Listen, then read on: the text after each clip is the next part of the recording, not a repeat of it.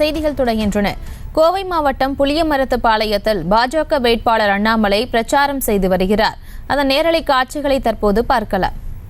எப்ப டிஎம்சி தண்ணி வந்தால்தான் நம்முடைய குளம் குட்டை வாய்க்கெல்லாம் நப்பி நிலத்தடி நீரை உயர்த்த முடியும். அதனால் நிச்சயமாக இந்த முறை ஆனைமலை நல்லாறு திட்டத்தை நாங்கள் நிறைவேற்றி காட்டுகின்றோம். மறுபடியும் இந்த பகுதியை பசுமையாக்கின்றோம். குறிப்பாக விவசாயத்திற்கு மறுபடியும் ஒரு முன்னுரிமை கொடுக்கும்.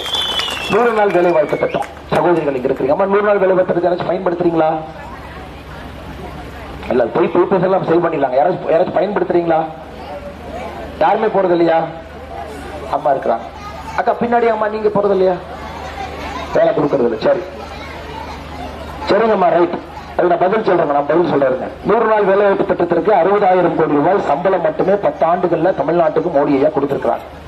174 ரூபாய் சம்பளம் இருந்துச்சுங்கம்மா. இன்னைக்கு 319 ரூபாய். போன வாரம் 284, மறுபடியும் உயர்த்து 319. இன்னைக்கு 100 நாள் வேலை வாய்ப்பு திட்டத்துல பிரச்சனை என்னன்னாங்க, உங்களுக்கு சரியாக வேலை கொடுப்பது கிடையாது இல்லைங்களா? அது யாரோ பஞ்சாயத்து தலைவர் நினைச்சாருன்னா வேலை வரும். இதற்கு ஒரு பாராளுமன்ற உறுப்பினர் வேணும் நினைக்கிறீங்களா வேண்டாம் நினைக்கிறீங்களா? அண்ணாமலை போய் கேள்வி கேட்பான்ல, ஏன்பா மோடி ஐயா பணம் கொடுக்குறாரு ஏன் கொடுக்க மாட்டீங்க? மோடி ஐயா வேலை கொடுக்க சொல்றாங்க ஏன் கொடுக்க மாட்டீங்க? அதனால நீங்க புரிந்து கொள்ள வேண்டும் அன்பு சகோதர சகோதரிகளே. சரி, எத்தனை பேருக்கு மோடி வீடு வேணும்? கை தூக்குங்க. மோடி வீடு எழுதி கொடுத்திருக்கிற இன்னும் வரல. யாராச்சும் இருக்கிறீங்களா? மோடி வீடு, கான்கிரீட் வீடு, மோடி வீடு. 10 ஆண்டுகள்ல நம்முடைய மோடி வீடு 4 கோடி வீடுகள் கொடுத்திருக்கோங்கம்மா. இன்னும் கொடுத்துக்கிட்டே இருக்கிறோம். அடுத்த 5 ஆண்டுகள்ல மோடி அவர்கள் உத்தரவாதம் கொடுத்திருக்கின்றார், இன்னும் 3 கோடி மோடி வீடு கொடுக்க போகின்றோம் அடுத்த 5 ஆண்டுகள். இப்ப நமக்கு மோடி வீடு வேண்டும் என்றால் அதிலும் இந்த பாராளுமன்ற உறுப்பினர் தான் பெற்று தர வேண்டும் அன்பு சகோதர சகோதரிகளை. அதனால் உங்களுக்கு நான் தாழ்மையான வேண்டுகோள் வைக்கிறேன். நீங்க ரொம்ப எல்லாம் சிந்திக்காதீங்க. உங்க வீட்டு பிள்ளை அண்ணாமலைய நீங்க ஒரு ஓட்டு போட்டா உங்க பிரச்சனை என் பிரச்சனை ஆகும். ஏப்ரல் 19ஆம் தேதி ஒரு பட்டனை ஓட்டு போட்டு வந்துருங்க. அதுக்கப்புறம் உங்க பிரச்சனை என் பிரச்சனை கேள்வி நீங்க எங்கிட்ட தான் கேட்க போறேன். என் தம்பி நீங்க அவ்வளவு பேசுனீங்க, மைக் எடுத்து பேசுனீங்கல்ல, பேரன் எல்லாம் சொன்னீங்கல்ல, எங்க வீட்டு பிள்ளைங்க எல்லாம் சொன்னீங்கல்ல, ஓட்டு வாங்கிட்டு போயிட்டீங்கல்ல, ஏன் வீடு கட்டி கொடுக்கல? பதில் நான் தான் சொல்லணும். இதை திமுக எம்பியார் தான் என்ன சொல்லுவாரு? பெப்பரை பேசுவாரு. மேல மோடி, கீழே நானு, வேற கட்சிங்க, நான் என்னங்க பண்றது? இதைத்தான் 10 ஆண்டுகளாக சொல்லிக் கொண்டிருந்தார்கள். ஆனால் நான் இருந்தால் நீங்கள் உரிமையாக எங்களை கேட்கலாம். என் பேராண்டி ஓட்டு வாங்கிட்டு போனேன், செய்யறேன்னு சொன்ன, ஏன் செய்யல? ஆனமலை நல்லாருக்கிட்ட ஏன் பணம் வாங்கிட்டு வரல? அன்பு சகோதர சகோதரிகளே, மோடி அவர்கள் தான் வரப்போகின்றார். யாருக்காச்சும் நம்ம டவுட் இருக்குதுங்களா?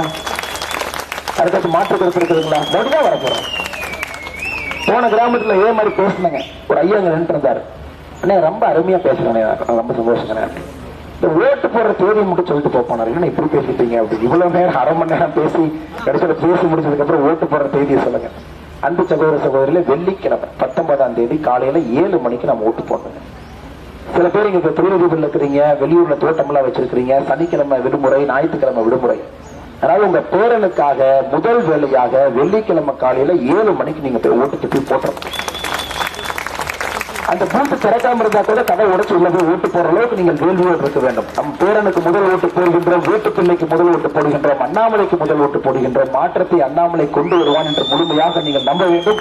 நிச்சயமாக உங்களோடு நான் இருக்கின்றேன் என்று சொல்லி, மாணவர்களுடைய படிப்பு, மருத்துவமனைக்கு செல்ல பேருந்து வழித்தடையின் S27 30E இந்த பேருந்துல நீட்டிப்பு செய்யணும்னு சொல்லியிருக்கிறீங்க. இதை கோரிக்கையாக எடுத்துக் கொள்கின்றோம், செய்து கொடுத்துக் கொள்கின்றோம்.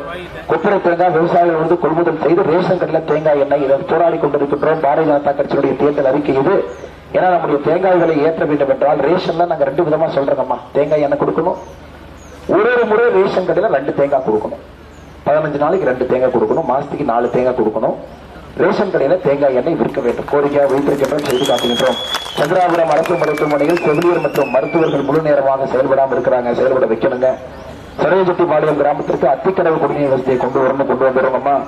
பொதுக்கழிப்பிட வசதி ஒரு பிரச்சனை இருக்குது, அதையும் கூட சரி செய்ய வேண்டும். மோடிஜி ஐயாவுடைய தூய்மை பாரத் இயக்கத்தில் அதை செய்து கொடுத்து வருகின்றோம். அன்பு சகோதர சகோதரர்களை பெரிய ஒரு நம்பிக்கையோடு இங்கே வந்திருக்கின்றீர்கள். செய்திகளை உடனுக்குடனும் துல்லியமாகவும் தெரிந்து கொள்ள சப்ஸ்கிரைப் பண்ணுங்க.